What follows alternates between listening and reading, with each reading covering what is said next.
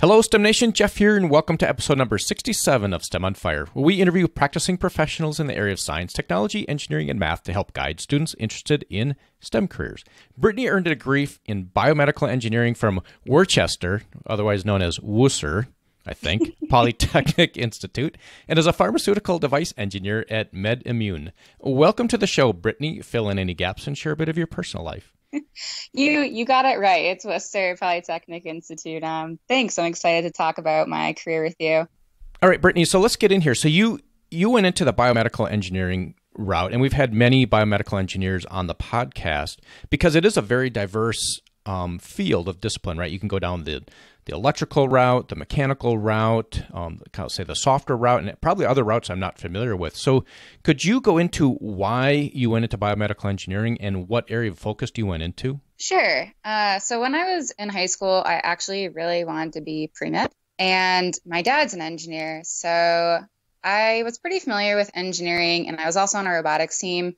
So I kind of understood what it meant to design something and test it out, but I was really just wanted to be a doctor.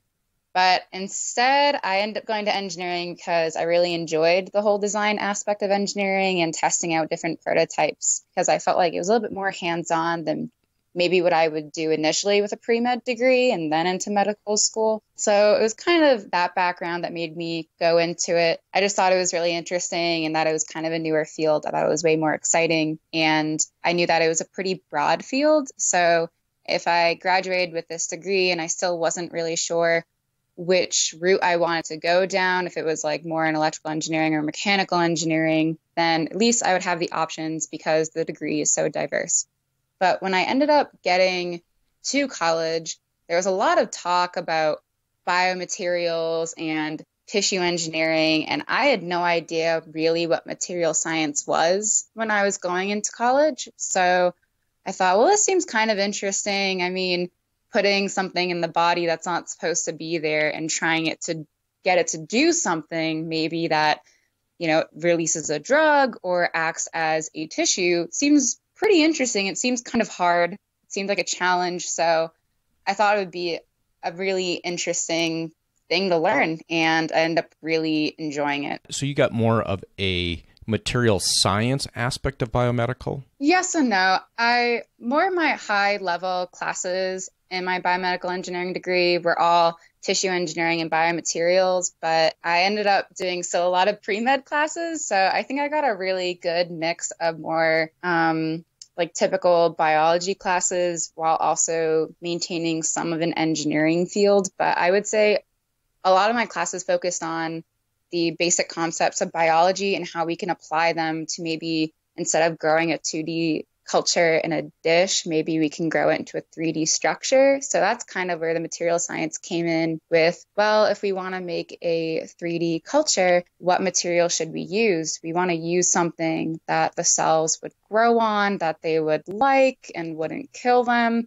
So I have a lot of exposure, I would say, to polymers, but maybe not the other areas of material science. So not an expert, but have a pretty good understanding of the polymers in the field right now. And what would be an example, Brittany, of a tissue or something that you would design? So a pretty common example that you might know is that contact lenses are a biomaterial. It's not a tissue necessarily, but it does have to have the optical properties that the eye can use so that you can see through your contact lenses. Something that's really interesting that my college worked on, Professor Gaudet's lab worked on the spinach leaf heart tissue engineering project, which has gotten kind of a lot of buzz because it's a really interesting project. He was able to grow cardiac cells on a spinach leaf after he took out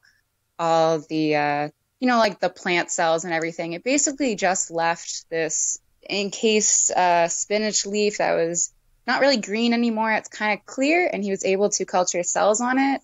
And it showed that it was able to contract the cells. So the beginnings of tissue engineering are kind of like that, where they're kind of decellurizing these structures, a spinach leaf or some other structure, maybe a pig's heart, and they're trying to grow human cells on it so that one day you can actually put it in the body and it will it will work as it should. Yeah, you know what? The next time I have a spinach salad, I'm going to look at that just a little bit differently next time.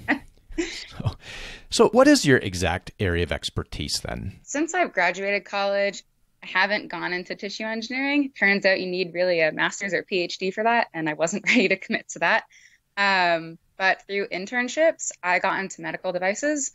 I started with electrosurgical tooling at Medtronic, which was really interesting, but I was disappointed. There was not really a full-time job opportunity there, so I had to look around, and I fell into pharmaceutical devices, which I think is really quite fascinating. The field of drug delivery is really up and coming, so I'm excited to be there. So I was at Amgen, which was a pharmaceutical company, and I worked on body injectors, but now I'm at MedImmune, and I work on accessorized pre-filled syringes. So still in the combination devices area, but just a different device. So when you say drug delivery systems, you're talking about the mechanical side as opposed to in the body delivering the chemicals. Right. Yeah. I don't work too much with anything that would be implanted in the body and release a drug. It's all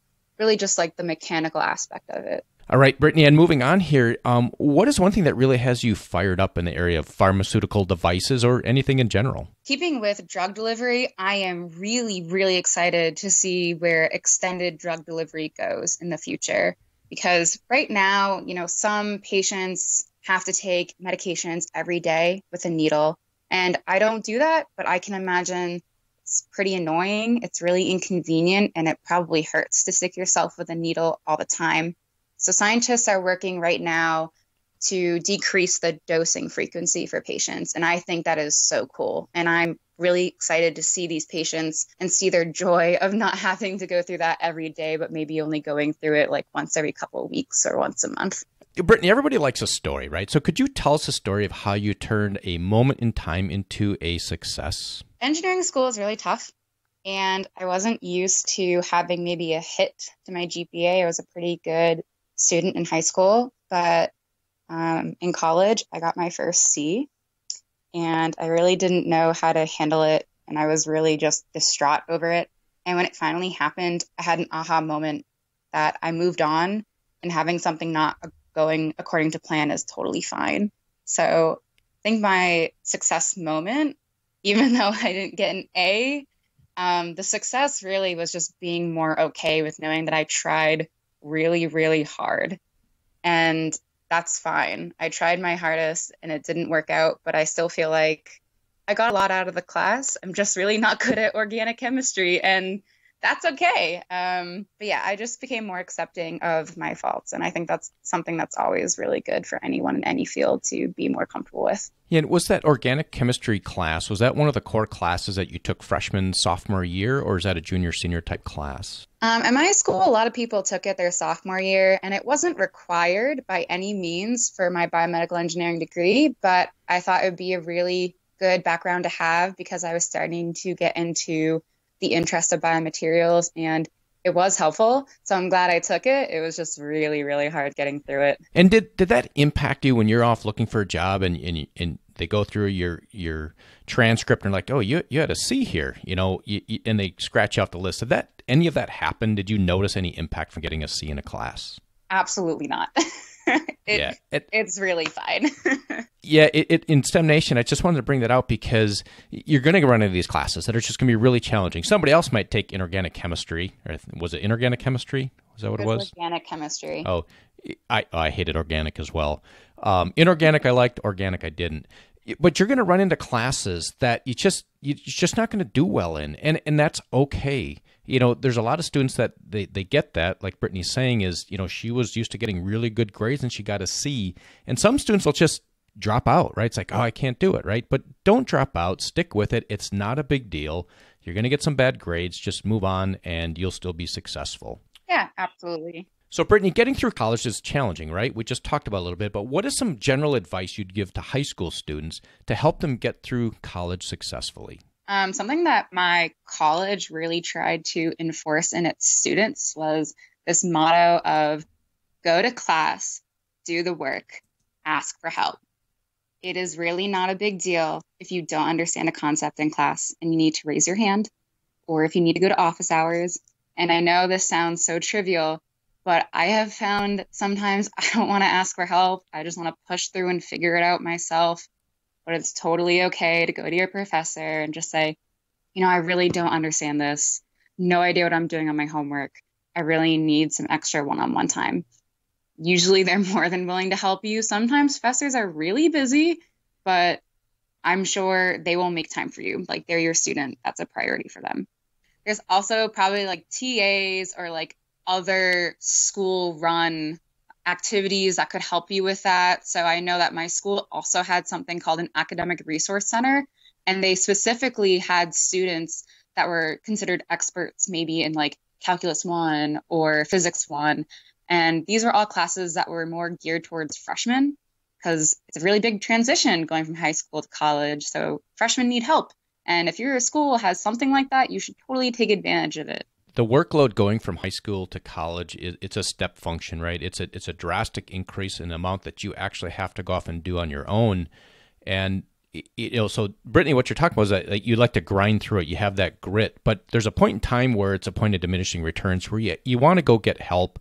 It might be just one or two concepts you don't get, and all of a sudden, boom, the light bulb goes off, and you're able to move forward. Right. And so Brittany, going from college into your career, what are some attributes that you think are important for STEMers to realize or to start learning to develop to be successful when they move into their career? Something that people have probably heard before is that going out of your comfort zone is always it can be a really valuable experience. And I think early in a career, if there's an opportunity for something you've never done, you should really just give it a shot, even if it's not interesting, if it's out of your comfort zone, if you don't super like it, it could really open some doors for you, and it would make you a more well-rounded engineer, in my opinion.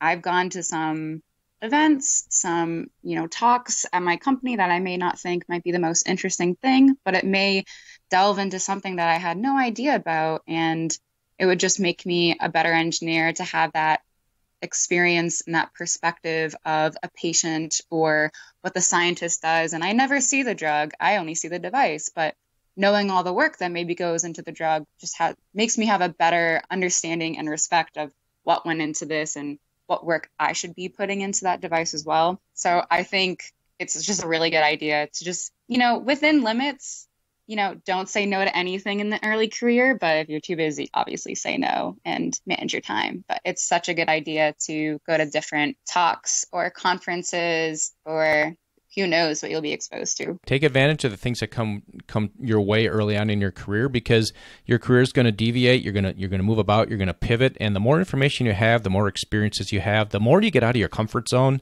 I think the better career you're going to end up having. And we're going to take a quick pause and thank our sponsor, Audible, who's offering a free audiobook. You can head to STEMonFirebook.com. That is STEMonFirebook.com. You get a free audiobook, and if you cancel within 30 days, there's no cost, and you get to keep the audiobook. And it is lightning round time. Brittany, are you ready? Yeah, let's go for it. What's the best piece of advice that you have ever received? One of my high school teachers, I'm actually best friends with her daughter, so I'm very close with her. I was struggling if I really wanted to be pre-med or an engineer. And she was like, find what you love and figure out how to make money off it.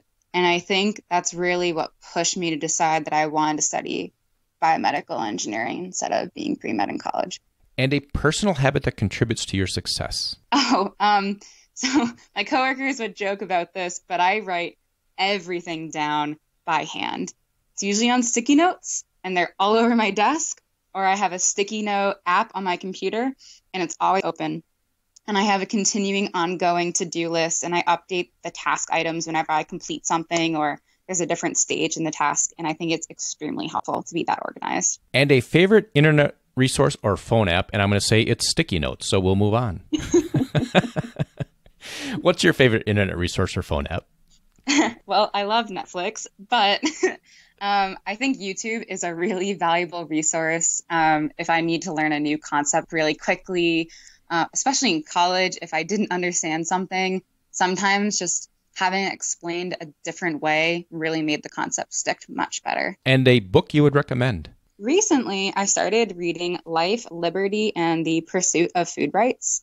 And it's just a really interesting take on FDA regulations around raw food like unpasteurized milk or kombucha or like pickled vegetables that a farmer may try to sell to you directly rather than going through, like a food market.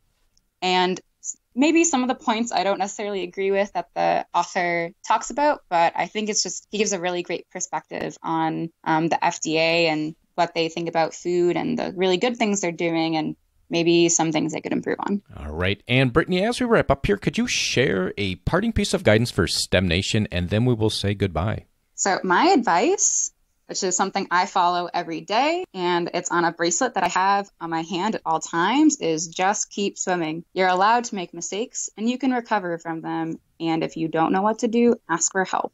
And then just keep moving forward. It'll all work out. All right, Brittany, thanks for that. And with that, we will say goodbye. All right. Thank you for having me. I hope you enjoyed that chat today with Brittany. Head over to STEMonfire.com, subscribe to the email list to keep up with the latest happenings, and be sure to subscribe to the podcast on your favorite podcast player. And please share it with a friend. We are up over 15,000 downloads, so thanks everybody for listening. And tune in next week where we talk with Martin, who works in the gaming industry. Until next time, I hope this chat has helped ignite your passion towards a STEM